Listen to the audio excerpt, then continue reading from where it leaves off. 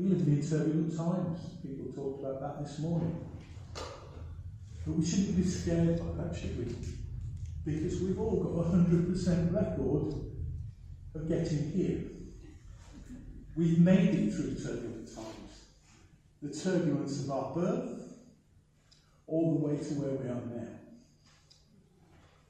We've seen massive change.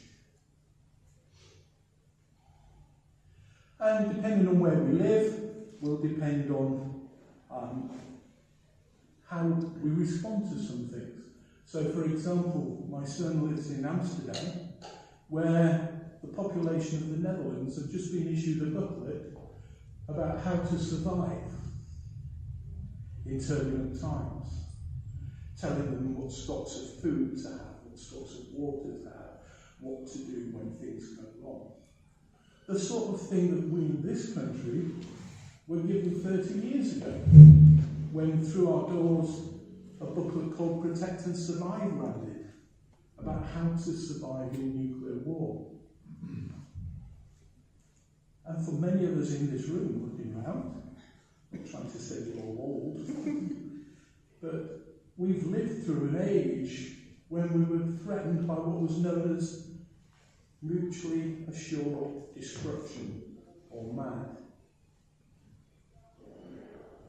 But now we're talking about different things. It's no longer the threat of nuclear war, although it could still happen. But people aren't scared of Russia anymore. As a soldier in Germany, people were terrified of regiment after regiment of tanks crossing the inner German border. But they've seen they haven't made it beyond Crimea. So some of that fear of Russia is what's still driving President Trump to try to have some credibility when a lot of the world is moving on. But there are other things that we're learning about that are going on. As someone said this morning, perhaps exemplified by some world leaders who struggle to get the dye of their hair right. But also some of the ways that we're being conditioned to respond. And personally, I think some of the gifts of Buddhism are what helps us be resilient in the face of everything else that's going wrong, as well as being aware of all the things that are going right, because there's lots that's going right. So an example from exile protests. Exile protests we mentioned this morning. I took part in an exile protest in Trafalgar Square. And I was talking, there were loads of police vans, those that were there know there were loads of police vans parked in front of the massive gallery and things. And I noticed that the policeman in front of me was from Scarborough. He had a Yorkshire accent, and I'm from Yorkshire. So I spoke to him, and I said that they seemed to be engaging really well with the protesters. And he said that their chief inspector had told them before they set off to be careful, because if the protesters didn't get their way, in 20 years' time, they would be policing food queues. So their inspector was enlightened enough to realise there was a problem and things could be done about it. At the same time, another protest did the same series of events, which is on one of the pictures at the back, sat outside News International, as Buddhists being very calm, when one of the speakers from XR stood up and started haranguing the police. But we were there from a point of compassion, and the police recognised that. So we weren't being shoved about as much. We were being peaceful. We were demonstrating those gifts of compassion, loving kindness, and generosity that was heard about this morning. And as part of an example of these times that we live in changing, As a 12-year-old, I used to play alongside the River Aire in Leeds. Some days it would be bright blue. Some days it would be red, with about 3 foot of foam floating along the top of it. Because in those days, that's where the textile companies and the dyeing companies dumped all their waste. So nothing lived in it. Now, things do. So it's an example of how things can change in these turbulent times. And in some of the discussions I was in this morning, when people were asking, what's this about Eco-Dharma? What's eco? And for many of us, eco is coming from words ecology, ecosystem, things like that. But if you look at the original derivation of eco, it's from the Latin ecos and the Greek oikos, which means house. But then if you look deeper, it didn't just mean house as a building.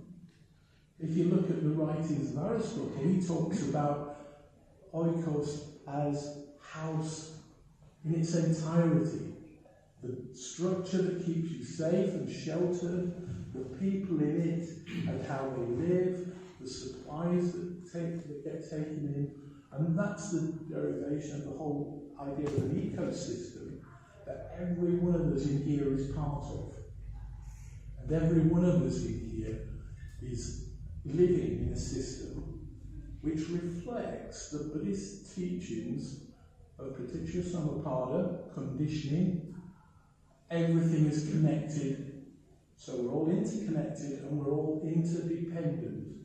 One thing can change for any of us and it will have an effect on us, those we link to, and everything around us. So by practicing as Buddhists, recognizing that, we know that things will change. We know that things are impermanent. And that might be a great thing to remember when we're worried about people standing up and haranguing others at Davos. They don't last forever. Nothing does. But what we're taught, the gifts of Buddhism in these times of turbulence, are that that's normal. We can live with it, we can cope, as we've all done up to now. Now, coming from Narapa, we looked at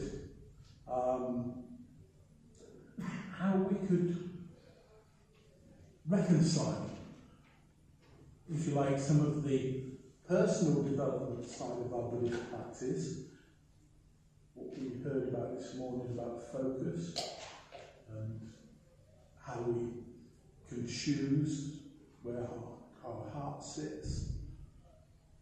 And some people said, oh no, we just want to sit in a shrine room and meditate.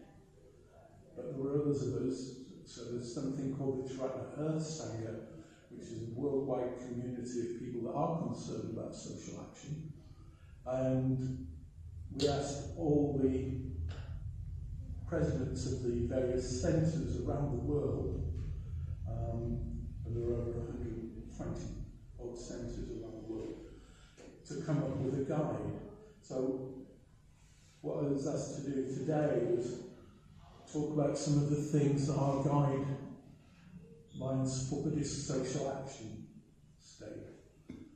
And it's Buddhist social action, not just environmental action. Because we're saying everything comes together. It's this idea of interconnectedness. And the first principle is the idea of sharing the Dharma. That's our first task, to share Buddhism. Because the more we can share Buddhism, the idea we heard this morning from Yana about, the more we go out and smile at people, eventually the more people will go out and smile at people. Even if they're just smiling back at us. So our first principle is share the Dharma, share what it's about. share those basic teachings that we are interdependent, we are subject to conditions, and we do have a path, that eightfold path that Amal told us about. We have a path to follow. And if we can show how our living that path makes our lives stronger,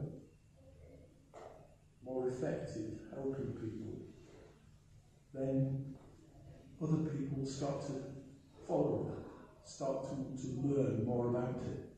So that's our first principle. We share the Dharma.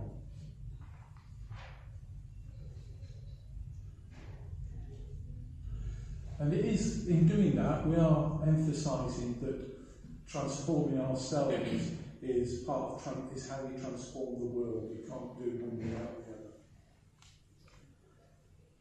other. And this idea of taking social action is generated by our Buddhist practice and the wisdom and compassion that includes. So compassion is our main driver, but sometimes it's necessary that as Buddhists we do respond to issues, especially ethical issues. I was taught this as a young teenager at a Jesuit grammar school, but I didn't realise it. Jesuits used to bang on all the time about truth. They might have had their own take on truth, hence we've all heard sayings about that's a bit Jesuitical, that saying, because it's got an element of truth in it, but it's not quite right. But as Buddhists, we practice skillful speech, we practice harmonious speech, truthful speech. So that helps get that XR message, Greta Thunberg's message of first tell the truth. That's part of our normal Buddhist practice. And when we're encouraging others to take social action, Narappa's guidelines say, do it from that Buddhist perspective. Do it from that perspective we heard this morning about the XR protests being where people were nice to each other, they smiled at each other, they were polite, they were skillful in how they acted, they weren't violent. Buddhist social action does require being aware of our own mental states, and Olivia mentioned working in chaplaincy, and I know Mariana's here, who's a chaplain, and quite often chaplains are called to work on helping people who've been activists, who get burnt out because they don't see a change. And it's worthwhile, someone asked this morning, how do we use the language that generates change? One of the problems is exactly what we had this morning. Olivia opened the meeting by telling us what the emergency exits were so we knew what to do. People stand up all the time and tell us there's a climate emergency, but they don't tell us necessarily what to do. So people are like thinking, oh, it's in 2100 when this happens, we'll keep going. Somebody else will sort it out. They won't. We have to start sorting it out. That's how we respond in emergency. And part of being Buddhist is we let people know what to do. To stop being affected by greed, hatred and delusion. So we think about what we need, how we help others, and that's our key message. That's the key gift, I think, of Buddhism, that we are skillful in the way we live, and we communicate with others with compassion